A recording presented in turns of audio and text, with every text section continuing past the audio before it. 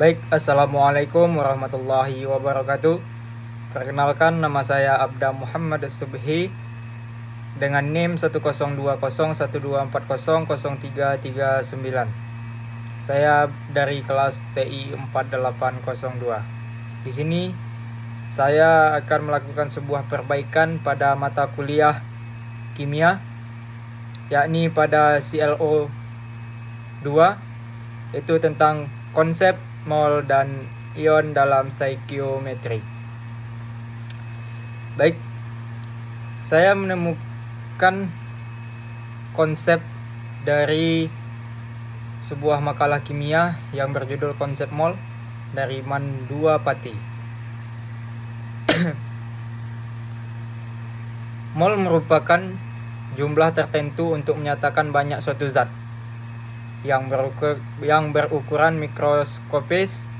1 mol menunjukkan banyaknya partikel yang terkandung dalam suatu zat yang jumlahnya sama dengan zat jumlah partikel dalam 12 gram atom, C-12. Memang ada beberapa artikel dalam 12 gram atom C-. Seorang ilmuwan bernama Avogadro berhasil menghitung banyaknya partikel dalam 12 gram atom C-12, yaitu sebanyak 6,02 kali min 1023 partikel. Sungguh besar yang tak dapat dijangkau dan oleh indera manusia. Dengan demikian, hubungan antara jumlah mol dan jumlah partikel dirumuskan sebagai berikut. Jumlah partikel sama dengan mol dikali 6,02 kali 10 pangkat 23. Massa molar. Massa molar adalah massa suatu mol zat yang nilainya sama dengan massa atom relatif, AR, pada atom dan massa molekul relatif, MR, pada senyawa. Secara matematis dirumuskan sebagai berikut. Mol sama dengan massa dalam bentuk gram dibagi MR atau AR. Selanjutnya adalah volume. Molar volume biasanya berlaku pada gas. Volume molar menunjukkan volume 1 mol gas pada suhu dan tekanan tertentu. Pada kondisi standar, suhu, derajat, dan tekanan 1 atm, volume molar gas bernilai 22,4 liter.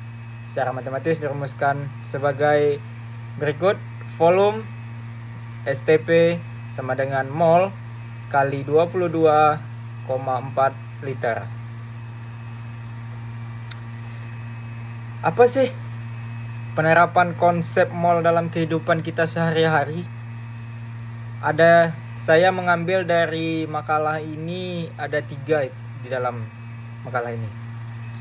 Dalam kehidupan kita sehari-hari. Yang pertama, dalam memasak. Saat kita memasak, kita sering menggunakan resep yang mengandung satuan mol. Misalnya, untuk resep membuat kue membutuhkan 2 mol tepung, 1 mol gula, dan 1 mol telur. Dengan mengetahui jumlah mol dari setiap bahan yang kita butuhkan, kita dapat dengan mudah mengukur menimbang bahan. Kita dapat menimbang dengan tepat tanpa salah sedikit pun.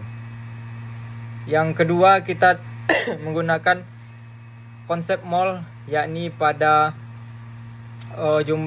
menghitung jumlah kalori yang terkandung pada makanan.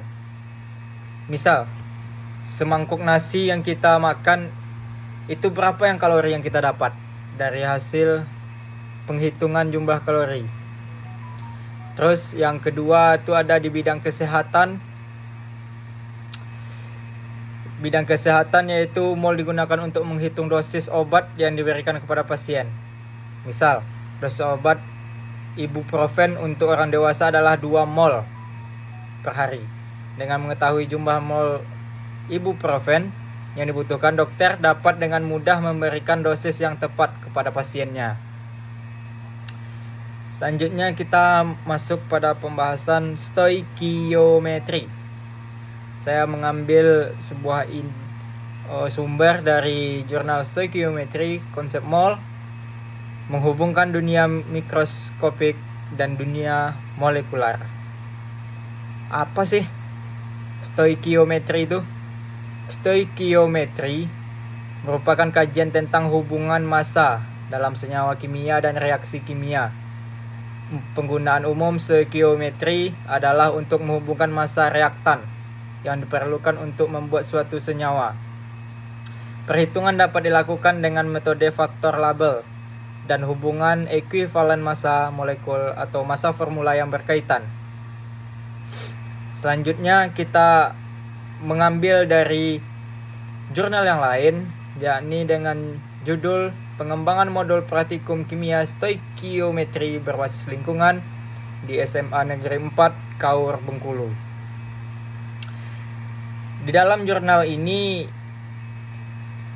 kita dapat informasi bahwa stoikiometri berasal dari bahasa Yunani, stoikion, artinya unsur dari literatur. Stoikiometri artinya mengukur unsur-unsur, dan istilah ini umumnya digunakan lebih luas, yaitu meliputi bermacam-macam pengukuran yang lebih luas dan meliputi perhitungan zat dan campuran. Stoikiometri adalah penentuan perbandingan massa unsur-unsur dalam senyawa dalam pembentukan senyawanya. Pada perhitungan kimia secara stoikiometri biasa diperlukan hukum-hukum dasar ilmu kimia.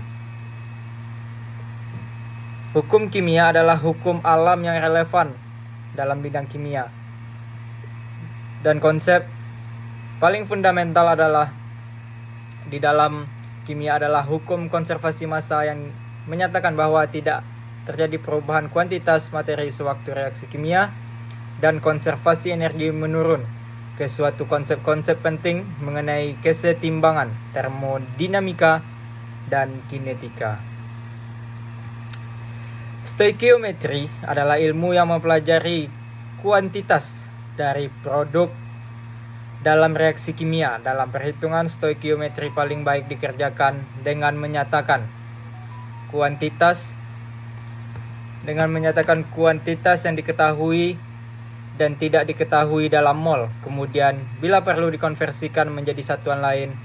Reaksi pembatas adalah reaktan yang ada dalam jumlah stoikiometri terkecil, dan reaktan ini membatasi jumlah produk yang dapat dibentuk, jumlah produk yang dihasilkan dalam suatu reaksi atau hasil sebenarnya mungkin lebih kecil daripada jumlah maksimum yang mungkin diperoleh.